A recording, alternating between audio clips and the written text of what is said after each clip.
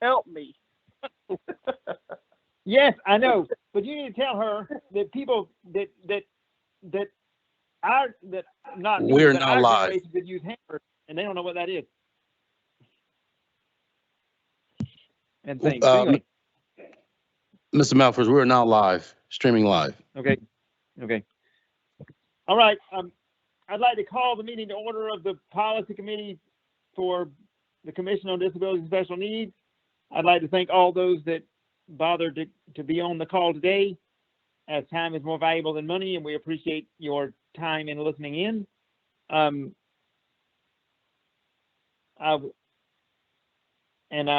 am, of course, the chairman of the Policy Committee and, of course, the vice chairman of the Commission. So, and I'm Barry Malford, of course, for those who don't know. The first item on our agenda is, and it's also May 18th at 3:05, so for official purposes. And the first item on the agenda is for Ms. Beck, on my behalf, to read the statement of announcement, please. Thank you, Commissioner Malford. I just wanted to make sure that you are aware too that our new commissioner, Dr. I might mess up your last name, Coher, is also present. In addition, of course, your committee and Commissioner Lamel is on the call as well. So for the statement of announcement, a meeting notice announcing the date, time, and place of the May 18, 2021 Policy Committee meeting was distributed May 13th, 2021 to appropriate media and other groups or individuals who have requested notification. The announcement and agenda were posted at the Department of Disabilities and Special Needs Central Administrative Office and on the website. The public has been notified that accommodations such as interpreters, mobility assistance, or other assistance will be provided to individuals with disabilities and special needs if requested in advance.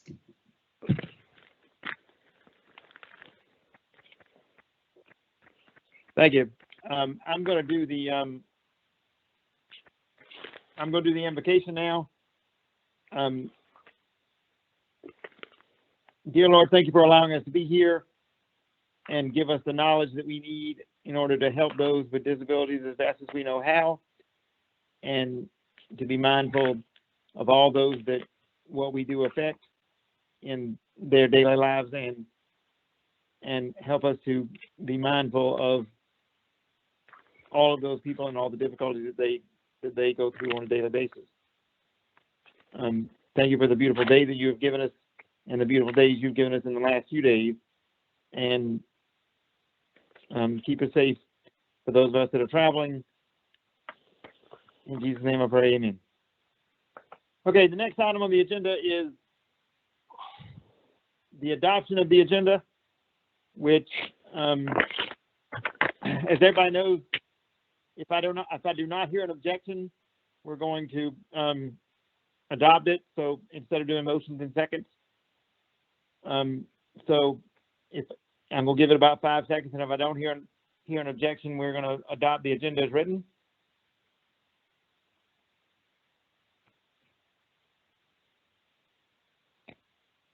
Hearing no objection, the agenda is adopted as written, and we would call on Susan for the first report of the Policy Committee. Thank you. So this agenda item focuses on the waiver key indicators. And just so the committee's aware, we do have our risk management and quality management staff, Kyla Schultz and Ann Dalton here. This work product comes out of their area, and I'll just provide a brief explanation of the key indicators to kind of start out a little bit of history, but wanted you to be aware that this item will also be on the commission agenda in 2 days, because part of what executive limitations, the commission policy 800-03 indicates is that the commission should be appraised of any anticipated or significant changes in quality management functions. So these draft key indicators are in the process of approval. They'll go through some feedback from providers and then ultimately be approved by the Department of Health and Human Services. So I just wanted you to be aware kind of how we've come to where we are today. Of course, as commissioners, you're aware that DDSN is contracted through DHHS to conduct waiver operations and waiver services. And as the provider of record with the Department of Health and Human Services, DDSN then subcontracts service delivery through the boards and qualified providers.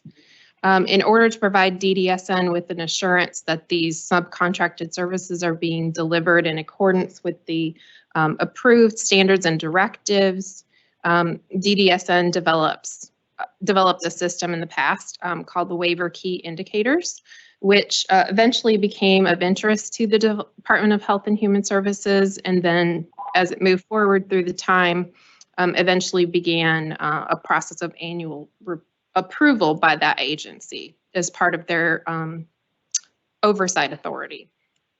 So key indicators are derived from existing standards that are basically the basic requirements to meet service delivery requirements.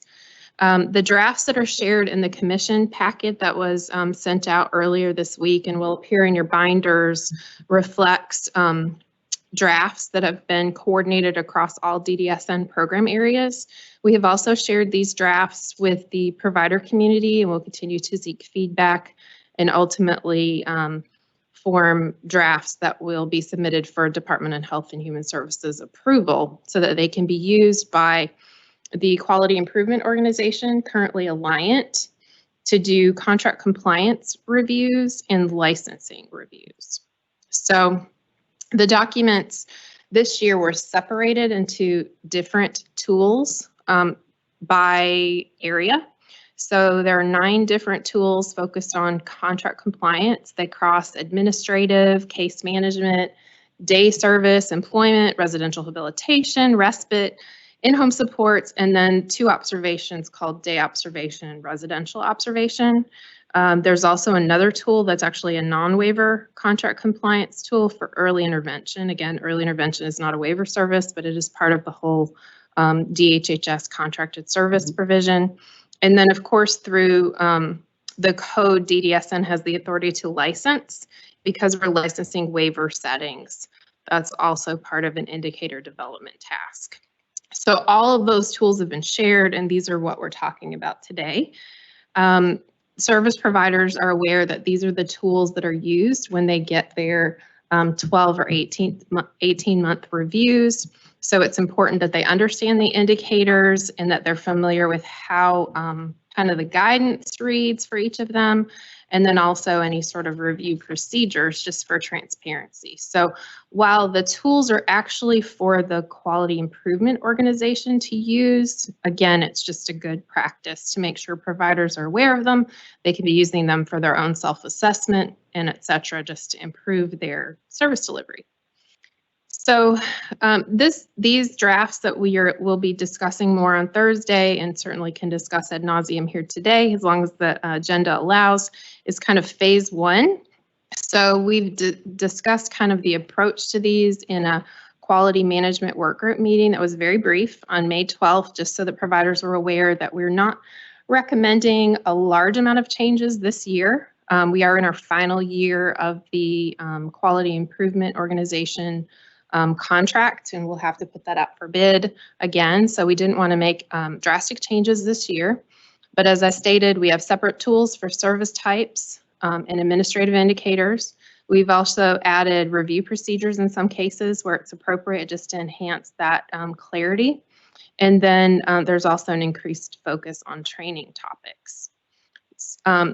What I wanted to make sure that the committee and the commission were aware is that staff in undergoing this fiscal year 22 preparation determined that we kind of need to take a different approach next year, which we'd like to begin in the first quarter of fiscal year 22.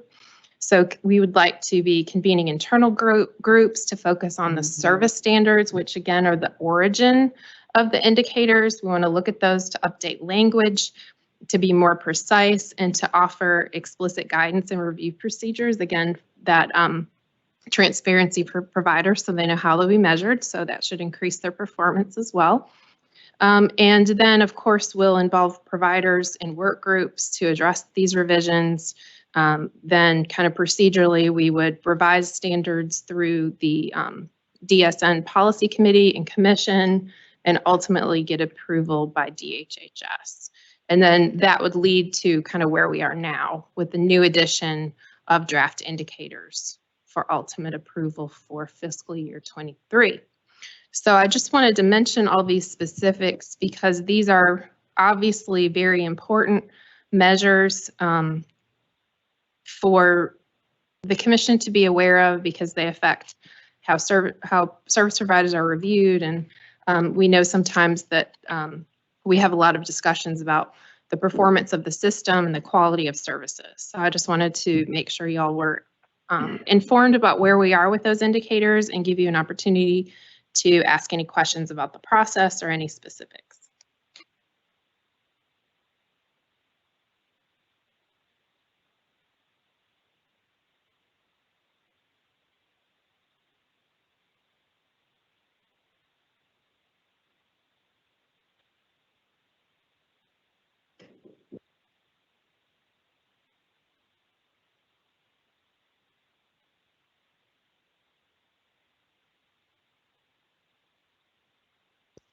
Commissioner Melfors, I'm not hearing any questions. Did you want to proceed or did you have some questions?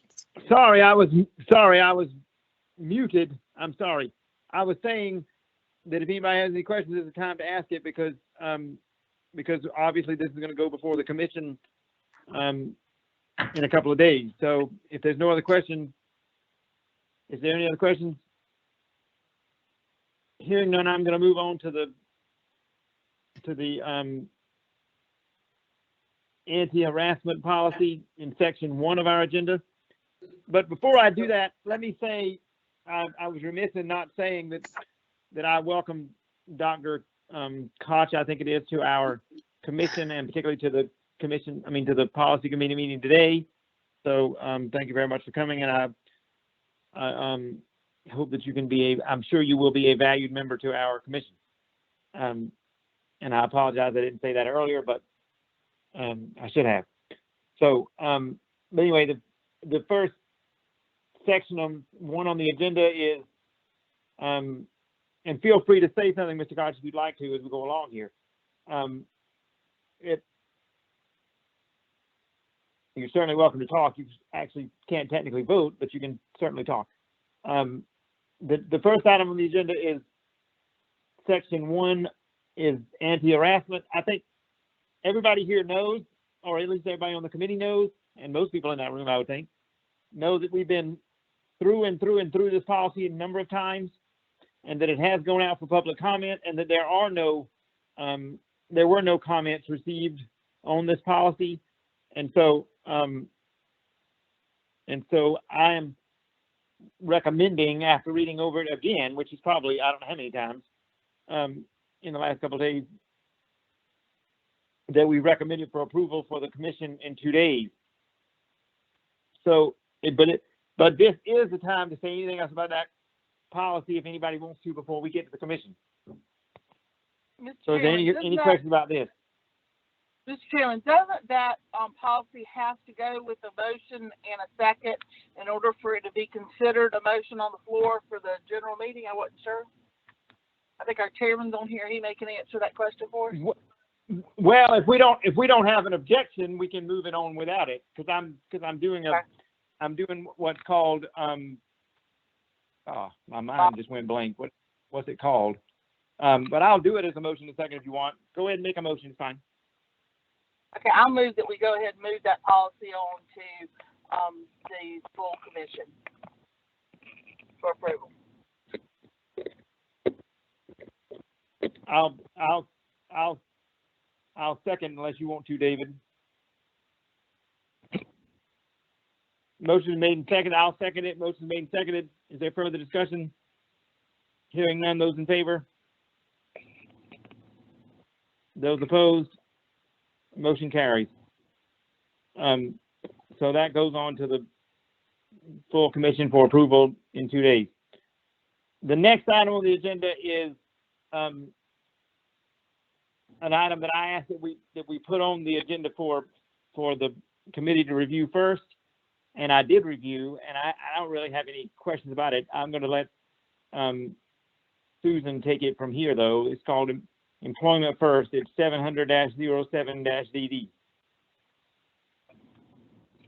Thank you. And I just wanted to make sure the committee was aware that Rufus Britt, our Associate State Director for Operations, is here, and also Becky Peters, who's in charge of our day services area, is here.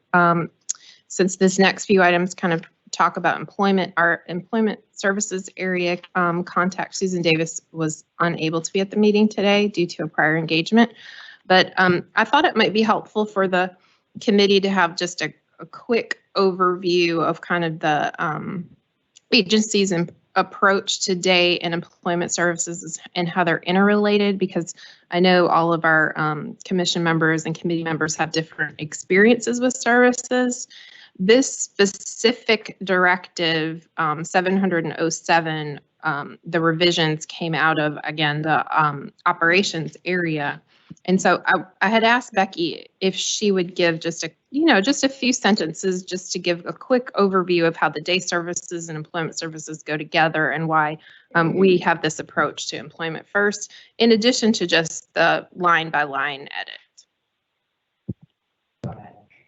Okay, thanks. I'm happy to provide a summary of kind of how these two things work together. So actually, our employment services individual is the first day service of 6 day services that we provide through waiver funding. So as an employment first state, our desire is for everybody to be working in an integrated work environment, making at or above our minimum wage, regardless of the disability. We know that employment gives all of us the chance to do so many things, achieve social capital, create meaningful relationships, increase our self-worth, independence, as well as make a difference. So employment services individual is the first and preferred day services option to be offered to our working age youth and adults who have, 1, exited school and also are DDSN eligible. Our employment providers do this by developing customized jobs in integrated settings in our community. So again, as a state, our first day service, employment individual, we should expect employment to be the first and preferred outcome for these working age adults receiving our services. So the second day service that we can talk about today, just real briefly, is employment services group. For those individuals that are DDSN eligible, that need ongoing supervision and support in order to perform in a work environment in the community at minimum wage, we have this wonderful service, employment services group, funded through the waiver. This service is actually not a prerequisite for employment services individual.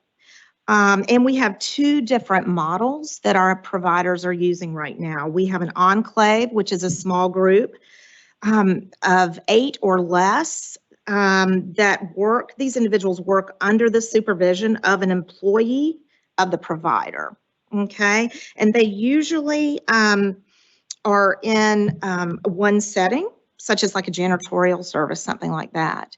The second model that we have is a mobile work crew.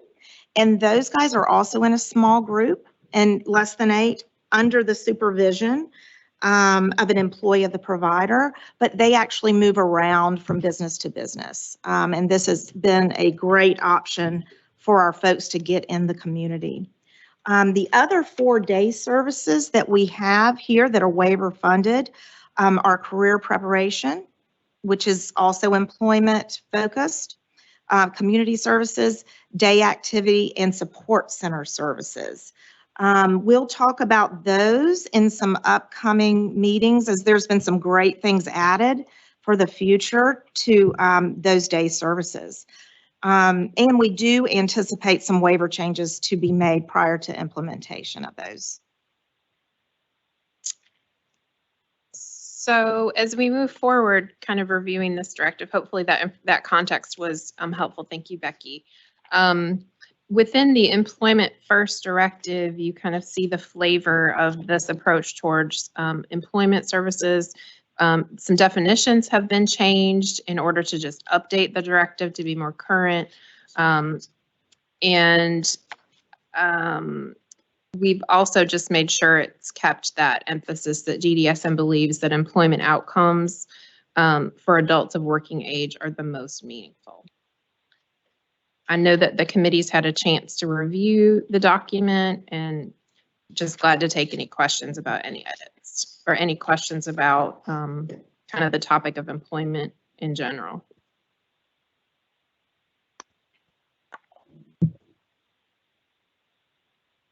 As I said a minute ago, I don't have any questions. I had going over this. So if we don't hear any other questions, I'm going to move on to section, move on to the next section. Is there any questions? Do you need, Barry, do you need a motion to move on? What do you need? I don't think we need a motion. We're just, we're not really approving this, are we, Susan? We're just moving it on to the, well, I guess we are technically moving it to the policy committee, to the commission, correct? So this document has been retained by committee, and so staff are presenting revisions for your final consideration, and we would back to the staff. Sorry. Yes, we would put it out for that external review period of 10 business days and then bring it back to committee because we understand you wanted to keep it here in the committee. Yeah, I did, and so I could look at it closely, and I did, so everything's fine. So I'll do very quickly. Does anybody want to make a motion that we move this to staff now that we've looked at it? Mr. Chairman, I move to send it out for review and send it to staff. I second it. Motion made, seconded. Is there further discussion? Hearing none. Those in favor? Aye. Those Aye. opposed? Those opposed? Motion carries. The next item on the agenda is under section 2, is the Finance and Audit Committee. There is nothing to bring to the Finance and Audit Committee right now. And so, or any other committee right now, we're not moving anything to any other committee. And so, none at this time. So that's section 2. So there's really nothing to do with that. And then section 3 is, they're asking that we refer to staff the career preparation services standard, which I looked at, and also the day services standard. Susan, is there anything special you want to say about either one of those? No, just that typically kind of our review process for those would be if they're referred to staff is that we would look at any markups for those and consult with DHHS and get provider feedback. And then for final approval, according to procedure, we'd bring them straight back to commission. And Commissioner Malphurs, before you finish discussion of this, I would like to go back to section 1 and just do the 2 sets of standards on employment as well. So just wanted to put a pin in that for a sec. Okay, we'll finish this first and then we'll go back to that. Sorry, Yes, please. Thank you. I thought we had done it. I don't see any, after reading these, I don't see any reason not to just let the staff correct this and then bring it back to the full commission. So we can either make a motion and second it, or I can say that if we don't hear an objection, that's what's going to happen. I can't think of the word, the proper way to do that, which is where I've been running these meetings recently, but I'll go ahead and make a motion second today. Well, Chairman, are you thinking of moving things along as commonly done without objection? That is. Yes. I can't think of what it's called right this second in my mind. That's it. Well, that's it. That's it. It's without objection. Then you just say what's going to happen unless somebody objects to either doing it that way or that there needs to be a vote is common. I don't know if that comports with Roberts or not. Well, actually, it does. I just don't know the words to use. But if I took 2 minutes to go get my book, I would tell you, because I've read it 13 times, but I can't think of the words right now. But anyway, sorry about that. But if we do not, let's say this, if we do not hear an objection to moving those to the staff, that's what we're going to do, both under section 3, both career preparation service standard and day service standard.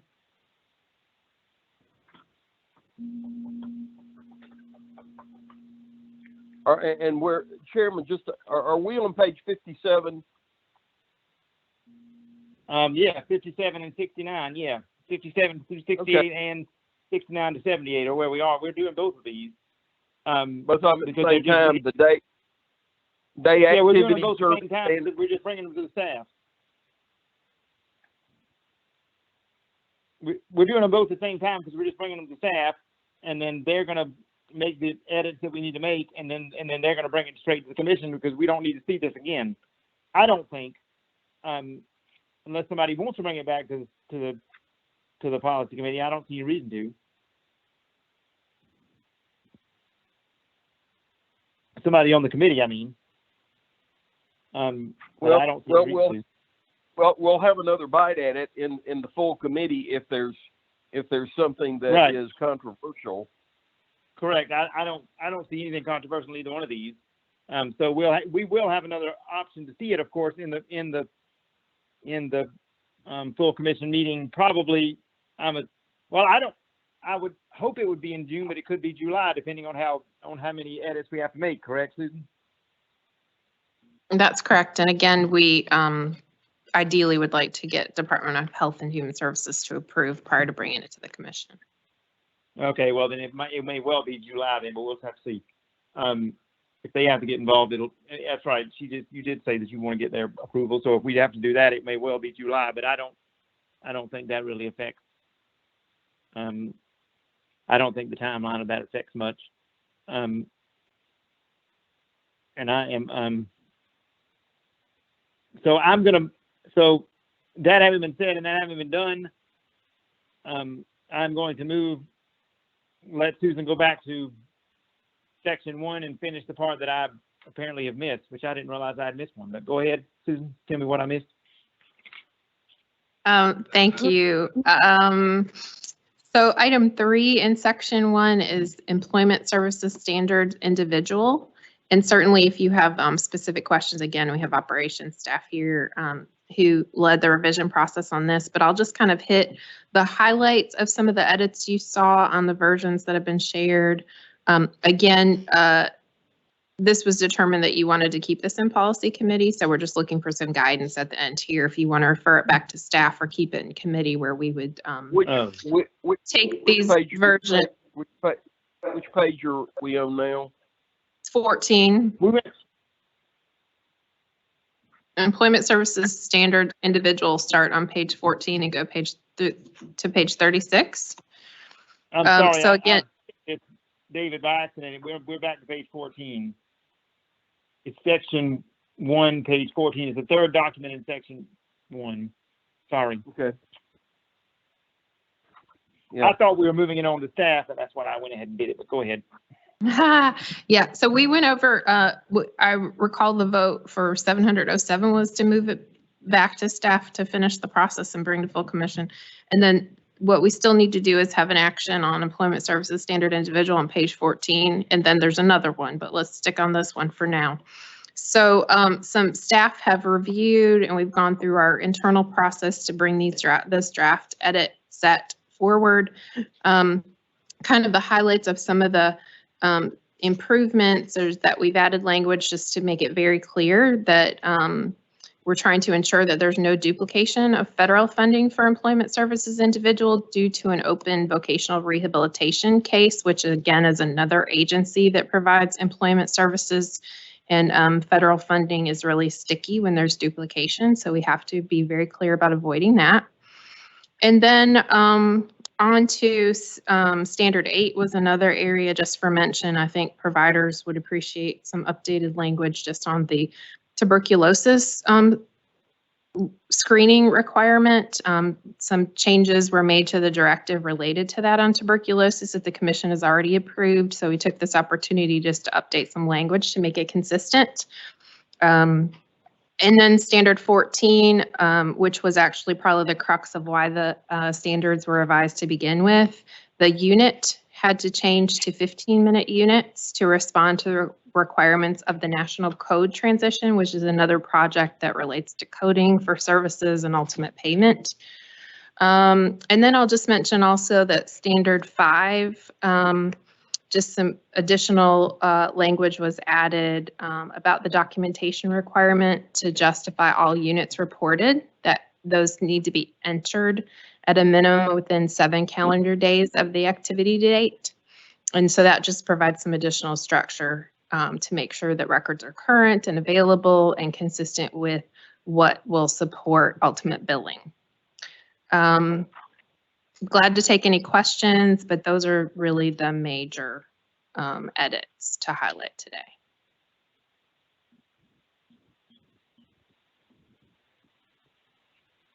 If there are no questions, what we are doing here today, by the way, for the record, since we're being recorded and all that sort of thing, it's called unanimous consent voting, which means that if I don't hear an objection, that's what it's called in Robert's Rules of Orders, unanimous consent voting. And if I don't hear an objection, we're going to move on. So that's what we're doing. That's what I do in the policy committee meetings, because there's only 3 of us, and it's just easier than saying motion and second, unless we particularly want to, like we did with the harassment policy. But that one's such a big policy, I guess it wouldn't be bad to do that. So we're going to move this to staff unless somebody has an objection to that.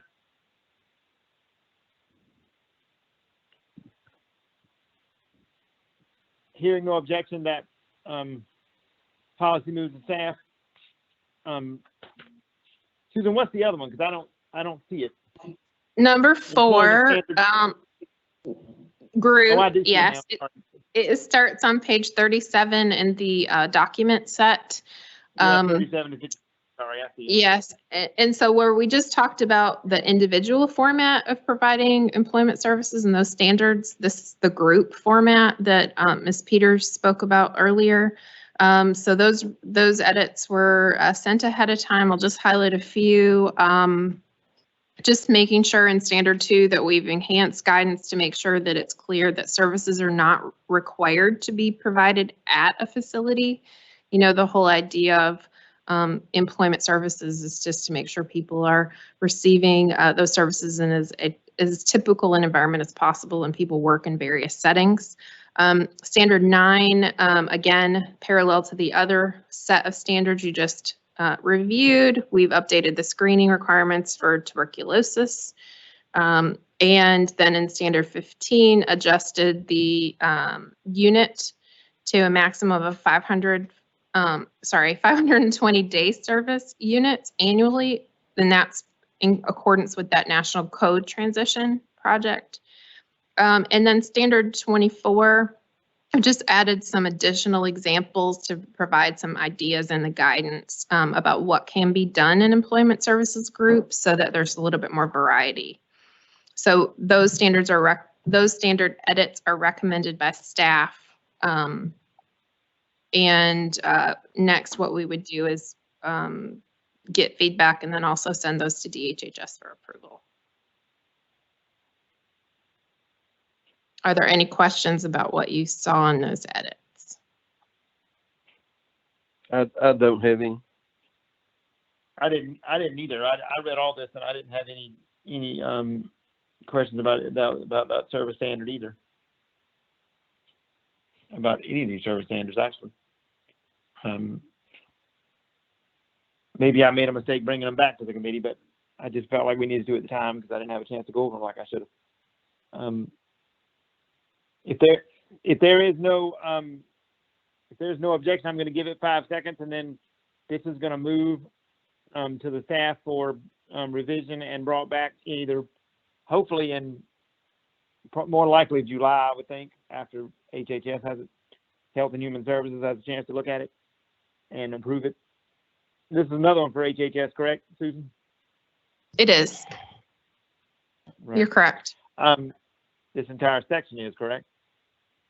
Yes. Right. So I'm going to give it 5 seconds and I'm going to move on.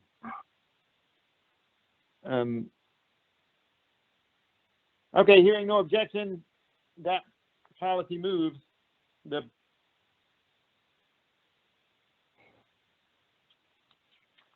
see if I missed anything else here. I The think the employment standard policy moves. Susan, why don't we have a number in front of that one? the standards are not numbered, they're just titled. So directives and policies by the naming convention are numbered. Okay. Sorry, maybe I didn't have that. Okay,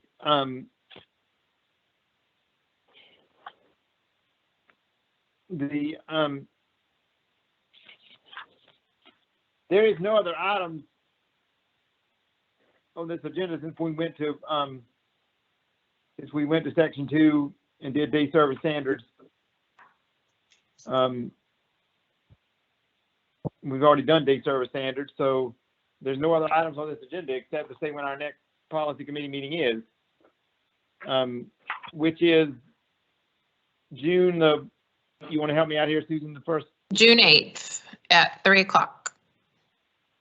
June 8th is, because June 8th is our next policy committee meeting. Is there anything else to bring before the policy committee here today?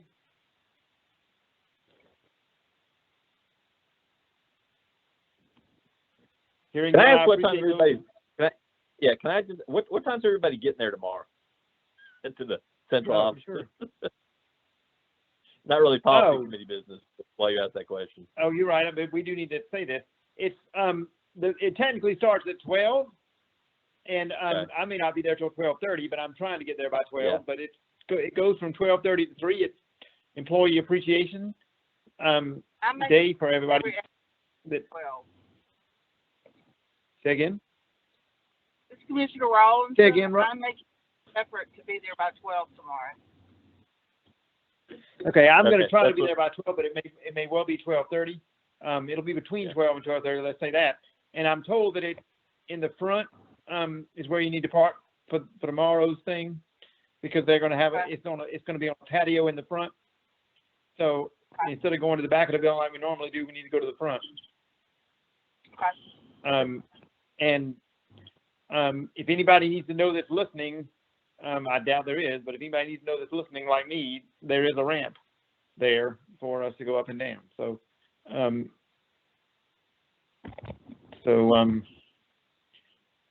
that, Thank you, and like I say, that goes till 3, Get and that. we'll see what happens from there. thank you, I Say again. appreciate that. No I problem. appreciate you letting me I'm ask sorry, the you're question. just going in and out because of this phone. I'm sorry.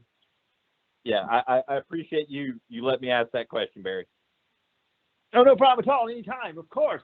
I'm sorry that I didn't bother to mention that before. I should have mentioned that at the beginning. I'm sorry. Okay, I just want to tell you anything else? what we're doing. We need to make sure everybody knows that this is just Employee Appreciation Day, and the commissioners are all going to just help hand out stuff to the staff and be there to support our staff. Right. So Right, it's people actually, aren't- I'm sorry if I implied it was a public event, it's really not. I'm sorry if I implied it was. I was problem. actually talking to those on the phone, but I didn't mean to imply it was a public event. It actually is a employee event, technically, yes. And the commissioners have been invited by nice people, so, we assume we'll see, most, if not all of our, staff there at some point in those couple hour period of time. All right, Barry, I move we adjourn. Okay, motion made to adjourn. Is there a second? I do need to do Second. this motion in second. Okay. Motion made and seconded to adjourn. We are adjourned. Thank you. Thank you very much for everything. Thank Thank you. Chairman.